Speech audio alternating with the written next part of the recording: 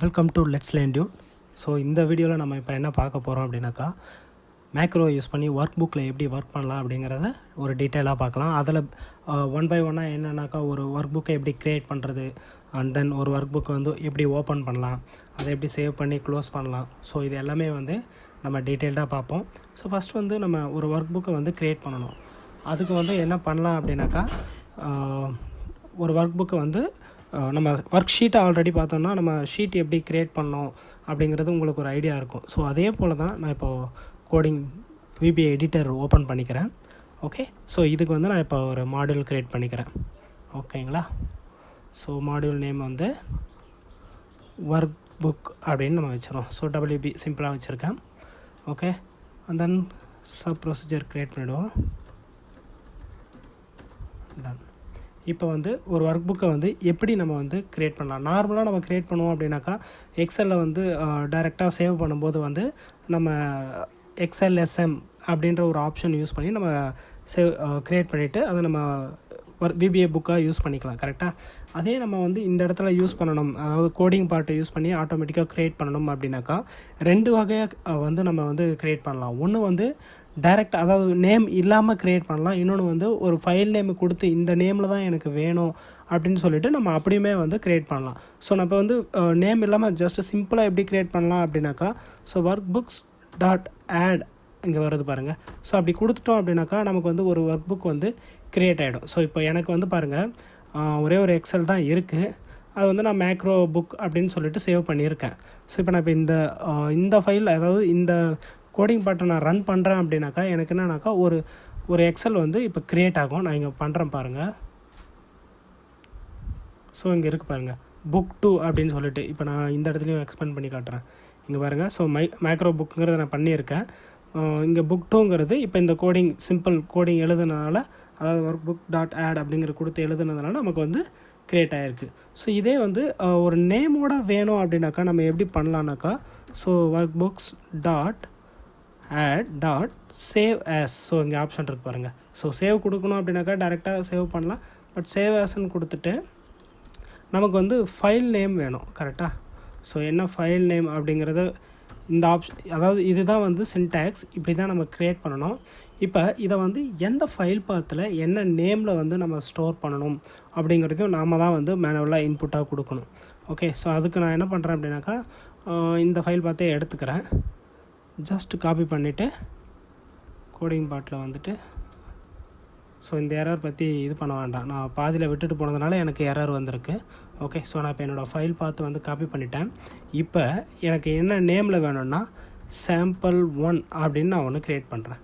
.xlsx. So நீங்கள் macro file வேணும் அப்படின்னா XLSM கொடுத்துக்கலாம். இல்லை வெறும் எக்ஸல் ஒர்க் புக்காக வேணும்னா XLSX அப்படின்னு கொடுத்துட்டு டபுள் கோடன் கொடுத்து என்டர் அடிச்சிருங்க. ஸோ இப்போ நான் என்ன பண்ணுறேன், இந்த இதை வந்து கமாண்ட் அவுட் கொடுத்துட்றேன். ஏன்னா ஆல்ரெடி நம்ம புக் 2ங்கிறது இங்கே க்ரியேட் பண்ணிட்டோம். இப்போ எனக்கு ஒரு ஒர்க் புக் வந்து ஆட் பண்ண போகிறோம். என்ன நேமில் வேணும் அப்படின்னாக்கா sample1 அப்படின்ற நேமில் வேணும். ஓகே, ஸோ நான் இப்போ அதை ரன் பண்ணிடுறேன். ஸோ இங்கே நமக்கு வந்துருச்சு பாருங்கள். ஸோ sample1 அப்படிங்கிற ஒரு ஒர்க் புக் வந்து நமக்கு க்ரியேட் ஆகிடுச்சு. ஸோ இது வந்து க்ரியேட் பண்ணுறதுக்கான மெத்தட். ஓகே, நான் இன்னும் ஒரு 2 புக்கையும் க்ரியேட் பண்ணிடுறேன். ஸோ அது வந்து கில் ப்ராசஸ், டெலீட் பண்ணுறது எப்படி அப்படிங்கிறதுக்காக நான் இதை பண்ணுறேன். ஓகே, sample2 பண்ணிட்டேன். அண்ட் தென் sample3 ஒரு 3 புக்கை க்ரியேட் பண்ணி வச்சுக்கிறேன். ஸோ இது ஃப்யூச்சர் யூஸ்க்காக. Okay, ton. இப்போ பாருங்கள், இங்கே பார்த்தீங்கன்னா உங்களுக்கு தெரியும் நம்ம க்ரியேட் பண்ணது. ஸோ இது புக் 2 வந்து வெறும் ஒர்க் புக் ஆட் பண்ணுறது வித்தவுட் நேமில். அடுத்து sample1 sample2ன்னு சொல்லிவிட்டு நம்ம நேம் கொடுத்து ஒரு 3 டாக்குமெண்ட் வந்து க்ரியேட் பண்ணியிருக்கோம். ஸோ நான் எல்லாத்தையும் ஜஸ்ட்டு க்ளோஸ் பண்ணிக்கிறேன். இதை மட்டும் வச்சுட்டு அடுத்து நம்ம வந்து ஒர்க் புக்கை எப்படி ஓப்பன் பண்ணலாம் அப்படிங்கிறத பார்ப்போம். ஸோ workbooks.open ஃபைல் நேமில் என்ன ஃபைல் லொக்கேஷனோ அது கொடுத்துட்டு எந்த பர்டிகுலர் ஃபைல், ஸோ இப்போ நம்ம ஆல்ரெடி க்ரியேட் பண்ண இந்த sample3ன்ற ஃபைலையே வந்து நான் இப்போ ஓப்பன் பண்ண போகிறேன். அதாவது ஒர்க் புக் வந்து இப்போ நான் ஓப்பன் பண்ண போகிறேன். ஸோ அதுக்கான கோடிங் பார்ட் தான் இது. ஸோ ஜஸ்ட் ஆட்டுக்கு பதில் இங்கே ஓப்பன் கொடுத்துருக்கோம், அவ்வளோதான், பெருசாக டிஃப்ரெண்ட் கிடையாது. ஸோ இப்போ நான் அதை ரன் பண்ணதுமே எனக்கு வந்து sample3 ஓப்பன் ஆகணும். ஸோஃபார் எனக்கு எதுவும் இல்லை, இந்த மேக்ரோ புக் மட்டும்தான் இருக்குது. ஓகேங்களா? இப்போ நான் இதை வந்து ரன் பண்ணுறேன். ரன் பண்ணதுமே எனக்கு வந்து சாம்பிள் 3 அப்படிங்கிற இந்த ஒர்க் புக் வந்து ஓப்பன் ஆகிடுச்சு. ஸோ இங்கே இருக்குது பாருங்கள், சாம்பிள் 3 வந்து எனக்கு ஓப்பன் ஆகிடுச்சு. இப்போ நான் என்ன பண்ணுறேன், ஒரு கோடிங் பார்ட், அதாவது எனக்கு வந்து ஒரு இந்த ஒர்க் புக்கில் வந்து இந்த ஷீட்டில் பர்டிகுலராக A1 to A50 இந்த ஒரு கண்டென்ட் ரைட் பண்ணின பிறகு அதை சேவ் பண்ணி இந்த ஃபைலை வந்து க்ளோஸ் பண்ணணும். ஸோ இதை வந்து நார்மலாக நம்ம பண்ணணும்னா மேனுவலாக எக்ஸலில் ஜஸ்ட் டைப் பண்ணிவிட்டு சேவ் பண்ணிவிட்டு க்ளோஸ் பண்ணிவிடுவோம். ஸோ இது ஆட்டோமேட்டிக்காக நம்ம இந்த VBAல அதுவே பண்ணணும். அப்படிங்கும்போது வந்து நான் ஆல்ரெடி எழுதிட்டேன், ஜஸ்ட் நான் இங்கே பேஸ்ட் பண்ணிக்கிறேன், அதை எக்ஸ்பிளைன் பண்ணிடுறேன். ஸோ இப்போ எனக்கு வந்து இங்கே இருக்குது பாருங்கள். ஸோ ஒர்க் புக் ப்ராக்கெட்டில் எந்த ஃபைல், ஸோ இப்போ இந்த சாம்பிள் 3 தான் கரெக்டாக. அந்த சாம்பிள் 3ல் ஷீட் 1, அதாவது ஷீட் 1, இந்த ஷீட் 1ல் range A1 to A15 value என்னவாக இருக்கணும் அப்படின்னாக்கா, நான் என்னோடய சேனல் நேமை வந்து ஜஸ்ட் ரைட் பண்ணி வச்சுருக்கேன். ஸோ இப்போ எனக்கு அந்த A1 to A15 வந்து எனக்கு இந்த சேனல் நேம் வந்து ரைட் பண்ணிவிடுவோம். ரைட் பண்ணி முடித்த பிறகு இந்த ஃபைலை வந்து சேவ் பண்ண போகுது. ஸோ அதுக்கு என்னென்னாக்கா, சிம்பிள் ஒர்க் புக்ஸ் ப்ராக்கெட்குள்ளே என்ன ஃபைல் நேமோ அந்த ஃபைல் நேம் கொடுத்துட்டு டாட் சேவ்னு கொடுத்தோம் அப்படின்னாக்கா அது ஆட்டோமேட்டிக்காக சேவ் ஆகிடும். And then it will be closed. Once நம்ம டாட் க்ளோஸ்ன்னு கொடுத்தோம் அப்படின்னாக்கா இது வந்து க்ளோஸ் ஆகிடும். ஓகே, நான் இப்போ ஃபைலை வந்து நான் ஓப்பன் பண்ணிட்டேன். ஸோ அதனால் அதை நான் கமெண்ட் கொடுத்துட்டேன். ஓகேங்களா, இப்போ நான் இதுக்கு மட்டும் ஸ்டெப் பை ஸ்டெப் பண்ணுறேன். அப்போ தான் ஒன் பை ஒன்னாக என்ன நடக்குது அப்படிங்கிறது புரியும். இல்லாட்டி நான் ஜஸ்ட் ரன் பண்ணனாக்கா ஆட்டோமேட்டிக்காக இந்த சாம்பிள் 3 வந்து ரைட் பண்ணிவிட்டு க்ளோஸ் ஆகிடும். ஓகே, ஸோ நான் இப்போ F8 கொடுக்குறேன், கொடுத்ததான் ரன் பண்ணுறேன். ஸோ இப்போ ஃபஸ்ட்டு வந்து A1 to A15 வந்து நமக்கு சேனல் நேம் போட்டாச்சு. இப்போ இதை நான் சேவ் பண்ணணும் கரெக்டாக. ஸோ நான் அடுத்து கொடுத்ததுமே ஒரு செகண்ட் பிளிங்க் ஆகுது பாருங்கள். ஸோ இப்போ வந்து எனக்கு சேவ் ஆகி க்ளோஸ் ஆகிடுச்சு. சாரி, நான் டபுள் டைம் பண்ணிட்டேன். ஸோ அதனால் எனக்கு இப்போ வந்து க்ளோஸ் ஆகிடுச்சு. இப்போ நான் அந்த சாம்பிள் 3 இங்கே ஓப்பன் பண்ணி காட்டுறேன். அந்த கண்டென்ட் வந்து இருக்கா இல்லையா அப்படிங்கிறதையும் நம்ம வந்து செக் பண்ணிக்கலாம். ஸோ சாம்பிள் 3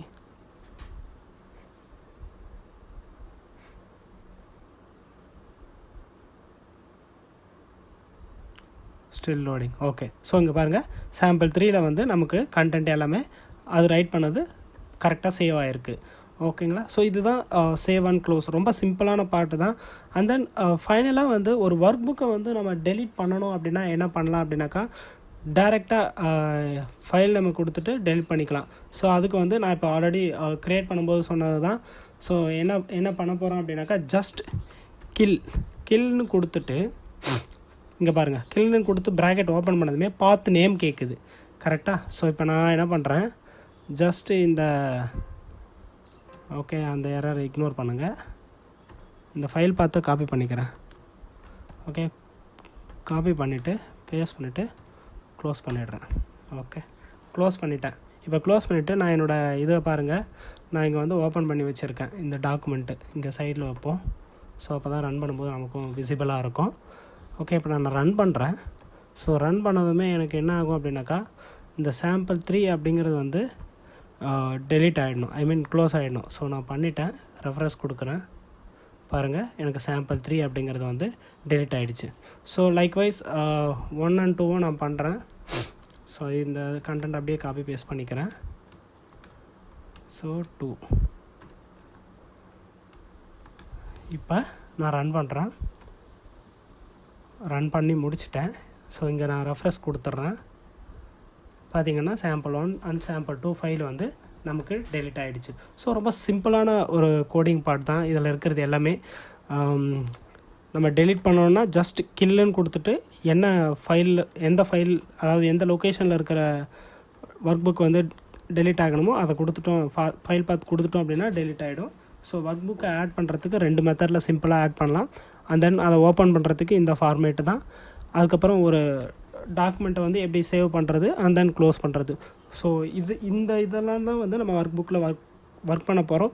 இதை தாண்டி ஒர்க் புக் வந்து ஒர்க் புக்கில் எதுவும் கிடையாது. நம்ம ஒர்க் பண்ணணும்னா ஷீட்ஸ் அண்ட் தென் செல்ஸில் தான் நம்ம வந்து ஒர்க் பண்ணணும் கரெக்டாக. ஸோ அதுக்கு டீட்டெயில்டு வீடியோ வந்து நம்ம சேனல்லே போட்டிருக்கு.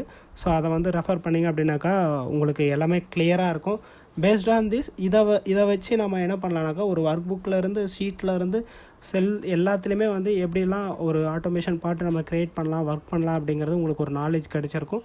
இதை யூஸ் பண்ணி நீங்கள் வந்து உங்கள் ஆர்கனைசேஷனுக்கு ஏற்ற மாதிரி நீங்கள் உங்கள் ஒர்க்குக்கு ஏற்ற மாதிரி நீங்கள் வந்து சின்ன பாட்ஸ் மாதிரி க்ரியேட் பண்ணிக்கிட்டீங்க, ரிப்பீட்டேட்டிவ் டாஸ்க் வந்து க்ரியேட் பண்ணிக்கிட்டீங்க அப்படின்னாக்கா உங்களுக்கு வந்து ரொம்பவே யூஸ்ஃபுல்லாக இருக்கும். ஸோ இந்த வீடியோ உங்களுக்கு பிடிச்சிருந்துச்சுன்னா கண்டிப்பாக நம்ம சேனலை வந்து லைக் பண்ணி சப்ஸ்கிரைப் பண்ணுங்கள். மறக்காமல் உங்கள் ஃப்ரெண்ட்ஸுக்கும் ஷேர் பண்ணுங்கள். அவங்களுக்கும் ரொம்ப யூஸ்ஃபுல்லாக இருக்கும். தேங்க்யூ.